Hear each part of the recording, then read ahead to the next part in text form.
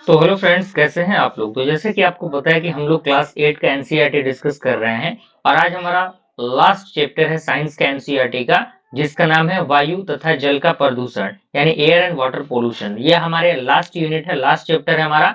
अगर आपने हमारे फर्स्ट चैप्टर से चीजों को देखा है तो बहुत बहुत धन्यवाद आपका, और आप अच्छी तरीके से चीजों को देख रहे होंगे, मैं इस बात को समझ सकता हूँ। और सारी चीजें मैं बहुत ही सीक्वेंस वे में, एक फॉर्मेटेड वे में आपको प्रोवाइड कर रहा हूँ, ठीक है ना, ताकि आपको कोई परेशानी दिक्कत ना हो और आप साथ ही साथ एमसीक्यू ऑब्जेक्टिव क्वेश्चन की भी तैयारी कर सकें। अब हम जानते हैं कि पोल्यूशन क्या होता है, व्हाट इज प्रदूषण।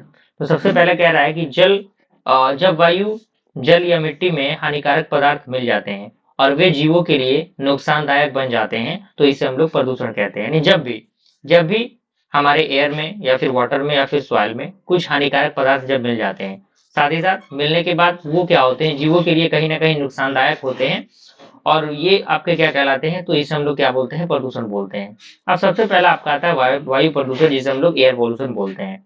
तो ऑब्वियस सी बात है, वायु प्रदूषण मतलब क्या, एयर का पोल्यूशन। तो यहाँ पे वायु में हानिकारक गैसों, धूल एवं धुएं आदि का मिलना वायु प्रदूषण कहलाता है। यानी आपने देखा होगा कि वायु में क्या होता है, कुछ कुछ हानिकारक पदार्थ जो कैसे होते हैं वो मिलते हैं, धूल मिलता है, धुएं मिलते हैं, है कि नहीं। तो इनसे क्या होता है, वायु प्रदूषण होता है। अब इसके मुख्य कारण क्या है, मुख्य कारण है कि वाहनों का जो धुआं है उससे एयर पोल्यूशन होता है, कारखानों से जो धुआं निकलते हैं उससे एयर पोल्यूशन होता है, ईंधन का जलना, जब हम लकड़ियां जलाते हैं उससे धुआं निकलता है, आपको पता ही होगा। जंगलों की कटाई, उस कंडीशन में भी प्रदूषण होता है। पटाखों का उपयोग, पटाखे हम जलाते हैं तो बहुत अधिक मात्रा में धुएं होते हैं। तो ये सारी चीजें हैं जिनके कारण जो वायु प्रदूषण है वो होता है। अब हमारा आता है कुछ प्रमुख वायु प्रदूषक जो है। सबसे पहला आपका है कार्बन मोनोऑक्साइड, दूसरा आपका है सल्फर डाइऑक्साइड, तीसरा आपका नाइट्रोजन ऑक्साइड, चौथा आपका है धूलकण, जिसे हम लोग एसपीएम बोलते हैं। अब दूसरा हमारा आता है स्मॉग। यहाँ पे धुआं और कोहरा, यानी धुआं और कोहरा मिलकर किसका फॉर्मेशन करता है, स्मॉग का फॉर्मेशन करता है। और इसे श्वसन रोग हो सकते हैं, यानी इससे सांस की जो प्रॉब्लम है वो हो सकती है। बड़े शहरों में सर्दियों के समय, ये जो बड़े शहर होते हैं जैसे दिल्ली हो गया, इन ऐसे शहरों में क्या होता है, सर्दियों के समय ये स्मॉग देखने को मिलता है, ठीक है।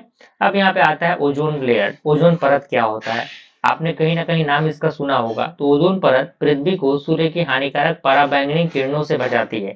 यानी जो ओजोन परत होती है वो सूर्य से जो कह सकते हैं कि विनाशकारी जो हानिकारक पराबैंगनी किरणें आती है, अल्ट्रावायलेट जो रेज आती है, उनसे क्या करता है, उनसे बचाता है। और सीएफसी जो गैस है, यानी क्लोरोफ्लोरोकार्बन गैसों के कारण ओजोन परत को नुकसान पहुंचता है, ध्यान दीजिएगा। दूसरा हमारा क्या है, अम्ल वर्षा, जिसे हम लोग एसिड रेन बोलते हैं। तो कह रहा है कि जब सल्फर डाइऑक्साइड और नाइट्रोजन ऑक्साइड वर्षा जल में मिल जाते हैं तो अम्ल वर्षा होती है। यानी जब भी आपका सल्फर डाइऑक्साइड और या फिर नाइट्रोजन ऑक्साइड वर्षा के जल में, यानी जो आपका रेन होता है, रेन में मिल जाते हैं, रेनिंग वाटर में, तो उस कंडीशन में अम्लीय वर्षा होती है। और यह फसलों, इमारतों और जल स्रोतों को नुकसान जो है पहुंचाती है, ठीक है। ये तो हमारा वायु प्रदूषण था। दूसरा हमारा क्या है, जल प्रदूषण यानी वाटर पोल्यूशन। तो जब जल में हानिकारक पदार्थ मिल जाते हैं और वह पीने योग्य नहीं रहता तो इसे हम लोग क्या बोलते हैं, जल प्रदूषण बोलते हैं। अब कुछ महत्वपूर्ण कारक है, जैसे घरेलू अपशिष्ट हो गया, औद्योगिक कचरा हो गया, कीटनाशक और उर्वरक हो गया, सीवेज हो गया, मृत जीवों का जल में फेंका जाना। ये सारे कारण है जिसके कारण जल जो है प्रदूषित होता है। अब कुछ प्रदूषण के प्रभाव क्या होंगे, इससे जल जनित रोग होगा, जैसे जल से होने वाले रोग, हैजा हो गया, टाइफाइड हो गया, जलीय जीवों की मृत्यु होगी, इससे पेयजल की कमी हो जाएगी, यानी जो पीने लायक जल है उसकी कमी हो जाएगी, है कि नहीं। प्रदूषित रहेगा तो हम पियेंगे क्या। गंगा कार्य योजना आपने सुना होगा, गंगा नदी की सफाई होती है।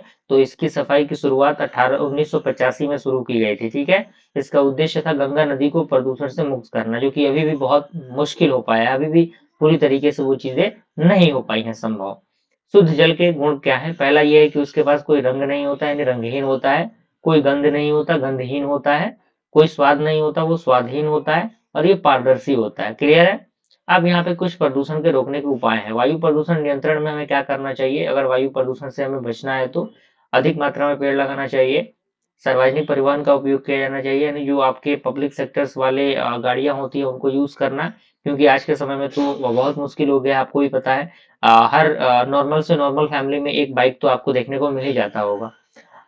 स्वच्छ ईंधन, सीएनजी, एलपीजी का उपयोग करना, वाहनों का नियमित जांच, यानी वाहनों का समय समय पर जांच करना भी जरूरी है। अब जल प्रदूषण नियंत्रण की हम बात करेंगे कि आखिर कैसे हम लोग नियंत्रण ला सकते हैं। तो कचरा जल स्रोतों में न डालें, यानी जो जल है उसमें कचरा न डालें हम। अपशिष्ट जल का शोधन, उसके बाद रासायनिक उर्वरकों का कम उपयोग। क्लियर है। अब कुछ महत्वपूर्ण पॉइंट है। स्मॉग क्या होते हैं? स्मॉग आपके स्मोक और फॉग से मिलकर बनता है। अम्ल वर्षा सल्फर डाइऑक्साइड और नाइट्रोजन ऑक्साइड के कारण बनता है। ओजोन परत हमें अल्ट्रावायलेट रे किरणों से बचाती है। जल प्रदूषण से जल जनित रोग होते हैं। और गंगा कार्य योजना 1985 में शुरू हुए थे। चलिए हम इसके ऑब्जेक्टिव क्वेश्चन की तरफ मूव कर रहे हैं। सबसे पहले कह रहा है कि वायु में हानिकारक पदार्थों की वृद्धि को क्या कहते हैं? तो ये ऑब्वियस ही बात है, हानिकारक पदार्थ बढ़ेगा तो वायु प्रदूषण होगा। Option number B. स्मॉग किसका मिश्रण है? आपको पता है, धुआं और कोहरा का मिश्रण है। ओजोन परत हमें किससे बचाती है? तो ओजोन परत हमें पराबैंगनी किरणों से बचाती है, यानी ऑप्शन नंबर सी। अम्ल वर्षा का मुख्य कारण क्या है? कार्बन मोनोऑक्साइड और सल्फर डाइऑक्साइड। आपको पता है यहाँ पे सल्फर डाइऑक्साइड है, nitrogen oxide, sorry, sulphur dioxide और nitrogen dioxide. Option number C होगा। ठीक है। वाहनों के धुएं से कौन सी गैस निकलती है? तो इससे कार्बन मोनोऑक्साइड निकलता है। ठीक है ना। ये आपका option number B. CFC gas से किस परत को नुकसान पहुंचाती है? ओजोन परत को नुकसान पहुंचाती है। Option number B. जल में हानिकारक पदार्थ मिल जाने से क्या होता है? जल प्रदूषण होता है। ऑप्शन नंबर बी हो जाएगा। निम्न में से कौन जल जनित रोग है? हैजा आपका क्या है? जल जनित रोग है, जल से होने वाला रोग है। गंगा कार्य योजना 1985 में शुरू हुआ था। और गंगा कार्य योजना किस नदी से संबंधित है? गंगा, ये तो गंगा नदी से संबंधित है, इसमें तो कोई दिक्कत नहीं होनी चाहिए। औद्योगिक कचरा किसे प्रदूषित करता है? ये किसे प्रदूषित करता है? जल को प्रदूषित करता है। ठीक है ना। शुद्ध जल का रंग होता है रंगहीन। ठीक है। Option number C. अगला क्वेश्चन कह रहा है कि शुद्ध जल की गंध होती है, गंधहीन होता है ये। ठीक है। उसके बाद जल प्रदूषण का मुख्य कारण क्या है? तो इसका मुख्य कारण आपका क्या है? सीवेज है।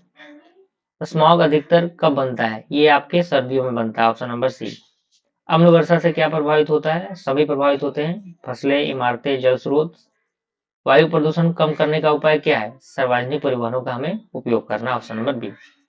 कीटनाशकों का अधिक उपयोग किससे दूषित करता है? तो ये आपके जल को दूषित करता है। Option number B.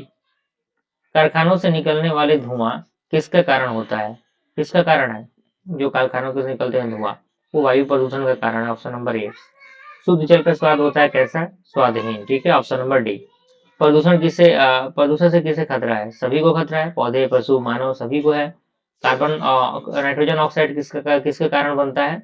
किस कारण बन सकता है? तो ये आपका अम्ल वर्षा, ध्यान दीजिएगा, अम्ल वर्षा। जल प्रदूषण से क्या होता है? तो जल प्रदूषण से आपके जलीय जीवों की मृत्यु हो जाती है। वायु प्रदूषण रोकने के लिए हमें क्या करना चाहिए? अधिक मात्रा में पेड़ लगाना चाहिए। ऑप्शन नंबर बी हो जाएगा। सीवेज क्या है? सीवेज आपके घरेलू अपशिष्ट जल है। ठीक है। Option number B.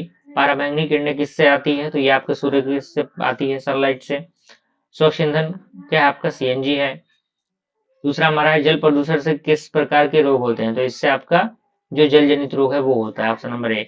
प्रदूषण का मुख्य कारण क्या है? प्रदूषण का मुख्य कारण मानव की गतिविधियां हैं। और प्रदूषण रोकने का सर्वोत्तम उपाय क्या है? वो आपका है जागरूकता। तो इस तरीके से हमने क्लास 8 की एनसीईआरटी को कंप्लीट किया। बस अपने सपोर्ट और प्यार को बनाए रखिए। जल्दी हम लोग नेक्स्ट सब्जेक्ट के रिगार्डिंग मिलेंगे। तब तक के लिए थैंक यू।